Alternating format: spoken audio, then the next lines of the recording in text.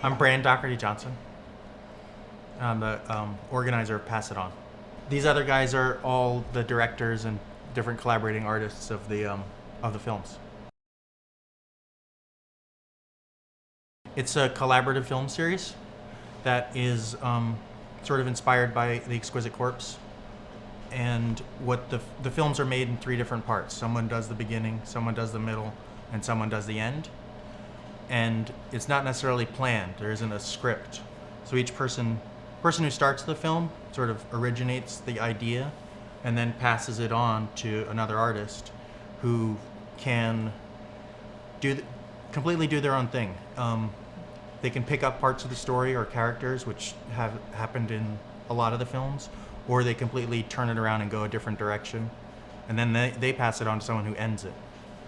A mummy driving a tricked out van from the 70s, and there's an ice cream truck being driven by a clown who's shooting rockets at him, and then he's being chased by the cops through the desert. And why? Why is this happening? Whoa, dude. I gotta follow this. It doesn't matter. I didn't care. That's just like the division sort of ridiculous scenario I came up with. And then at the end of this, the mummy hits a jump and he flies up into the atmosphere, into this sort of fades out into what happens next, and then. So how I got to geometry? It's a real question. Well, if you see the first shot, so I'm thinking mummies. I'm thinking what's going on in this mind of a mummy. So he gets launched off into space. He's like, what the hell is going on? Like, so to me, it's like basically I get pulled into this like trance of the mummy, and I go into his head. And he goes into a triangle, so I was thinking like could be pyramid. It gets ambiguous, but the very first is like geometry of a triangle right off the bat. So right in there, it's like this psychedelic trip of like, really simple geometric shapes, but kind of treated in almost like a psychedelic way. And the audio too is like pretty out there. It's like dreamlike. And that's kind of where I came from. It's like the trip of the mummy after he gets launched off into the sky. Whatever that means, I don't know. But yeah, so that's what happened. And the next team who took over actually made a real story out of it, and gave us the backstory of why the clown is trying to kill the mummy, and why are they chasing each other, and it really accelerates and comes to a head of complete madness with the sound design and the cuts and design that they did, and just really blew my mind when I saw it. I said, wow, they really took it to They brought it together Yeah. too. They borrowed both kind of like aesthetics from his piece and my piece, kind of just put a package together to finish it off. But I couldn't ask for anything more. really. Yeah, Exquisite Corpse was a sort of parlor game that surrealists made up in the 20s. And it's based on drawing a head, folding the paper over, drawing sort of the body part, torso, folding it over, and then someone else draws the legs. And you hand it off. And then you unfold the paper, and you see what everyone drew. Maybe someone drew an astronaut and a mermaid and a lizard. So you have this weird thing which makes some sort of sense, but is sort of connected from disparate parts. And I just took the idea of that, of using 3 different authors to put that into a filmmaking process. I wanted to do work, but I also wanted to do collaborative work that I could have involve friends in, and that would push me to actually finish it. Because everyone has a drawer full of half-baked ideas that they start or want to do, but if you actually tell someone you're going to do it or involve them, then you might complete it. I like the possibilities of what it actually can become. I mean, when you have your own idea, you kind of nurture it, and you kind of know where it's going the whole time. You might be surprised a couple of times where it turns, but you generally have an idea how it's going to come out. And with this process, like, you have your little piece that you have control over, but then there's 2 other pieces in the whole entire film that you have no idea what's going to come out of it. And that's very, very exciting when you're trying to create this thing, I don't think anyone feels like their piece got trashed by the collaborative process, because what we're doing is sort of this modular thing, and everyone knows it's going to sort of end up surreal or mixed up, and you know, it just adds on. Like, our pieces can also be seen as short films in and of themselves, but the meaning that adding the second and third layer, you know, it's like just layers of meaning and layers of interpretation that all add up to whole. You know, it makes you like uncomfortable a little bit, but you're like, oh, as soon as you get cool and comfortable with like losing control, it's like, I think it's a really kind of maturing exercise as an artist, because you know, you don't get that chance to do that on your own stuff. It's like, I gotta make it look exactly like this, and then like this is a chance where you have no option. It's like, all right, I got my stuff done, but man, I don't know what's gonna happen now. You know, you're like in space a little bit, kind of feel out there. But I think it's really good for you, I think.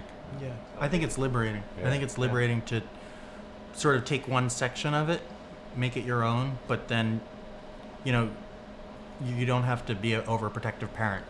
You can just let it go and see how it reacts, see how it mixes with other pieces, and, you know, not worry about it. You know, you just sort of let your kid go on the playground. They'll find their own way. You know, it's always surprising where people take it, and you know, it's nice because it's a finished piece that a lot of people are gonna see. That's not just your baby and just something you threw out there. It sort of forces you not to totally obsess over it, which I think most of us at some point have explored similar projects where it's completely on your own and it's just your thing, and you kind of get very deep into your head, and it's weird. You almost never want to stop working on it. But there's a point where you suddenly kind of have to stop and see this thing, and it's cool, and it's always surprising, even though there's part of it that was totally yours. I think the world is shrinking in a way with technology. You know, like we were with iChat, for instance. You know, you can talk to people across the world with just a touch of your keyboard, and you're automatically connected to these people. I think that makes the process that much more like easier, more exciting. You're dealing with people cross culture, cross borders. Like, it doesn't matter where they are anymore. You can sign online and be working together on something. Just having this technological like advancement and sharing ideas quicker, it's kind of like a new renaissance, in my opinion. It's like you can kind of focus in on stuff you really love to do and kind of master your trade, but like no one's telling you you're doing right or wrong. And like, you know, it's like you're just making some stuff that you think you like it to yourself. It's personal to you, but it's like, it doesn't really matter if someone doesn't like it or like it. It's like, whatever, man, it's my artwork. And I feel like before that it was a little too curated because you didn't have that opportunity to just put it out there for people to see. We're not waiting for anyone to give us a big check. We're just going to take it on ourselves to make what we want and do it ourselves. You know, it's like if you know 3 chords, you start a punk band. Well, we know how to put stories together with images, and that's what we're going to do.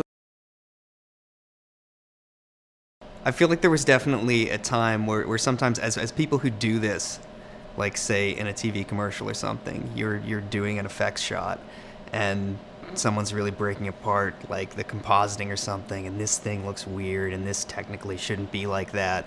And it used to just make a lot of sense to kind of step back and tell everyone, listen, no one watching this at home is going to view it in terms of effects. They're just going to see it and say, you know, does that look real or not? Now I kind of almost feel like people are starting to understand the process enough that people at home are actually sitting there, I think a few of them, and going like, oh, that shot was really composited kind of badly.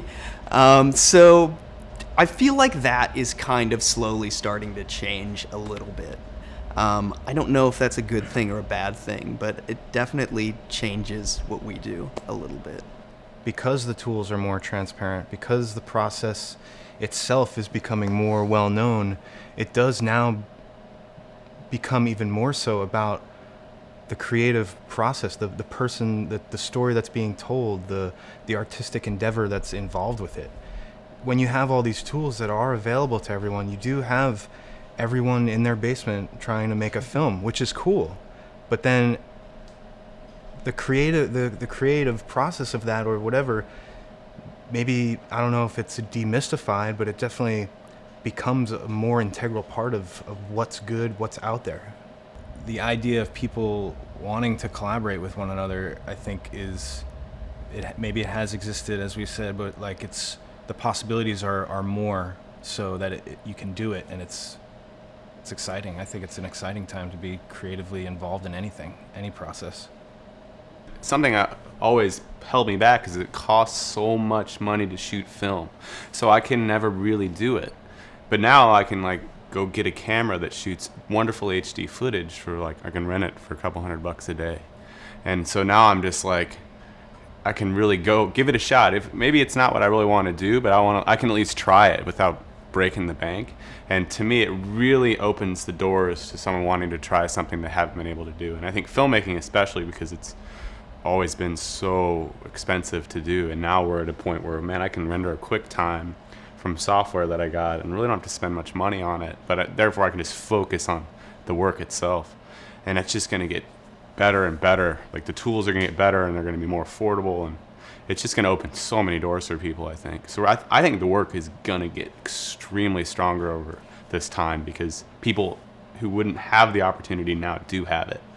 The percentage of quality work will always be the same. Always. You know, there'll just be more of it. More crap, more brilliant stuff as well. So, you know. It seems like it'll follow the wave that happened, like, with music. It's kind of like the same kind of thing, and then it's like almost like now it's gone from like you had to have like a record label and people with money backing you to like you can be a little indie label to like now you can just kind of be like one person, you know, at home putting things out on the internet and everybody hears it and you're famous for a week. Like, it's kind of the same kind of thing. And you know, there's opinions. You could say that music is over and there's no good music anymore. I don't think so. It's like exactly like Mitch said, there's more and more and more stuff. There's a huge volume of stuff, but it kind of keeps pushing people to come up with more and more and more new ideas. So crazy things happen. We all are like openly showing each other how we work, and how we make things. Like, it's not just the process of making the films, but it's also, you know, showing it in terms of, here are my drawings, here was my idea, and you know, these are some works in progress. Like, everyone publishes stuff like that as well.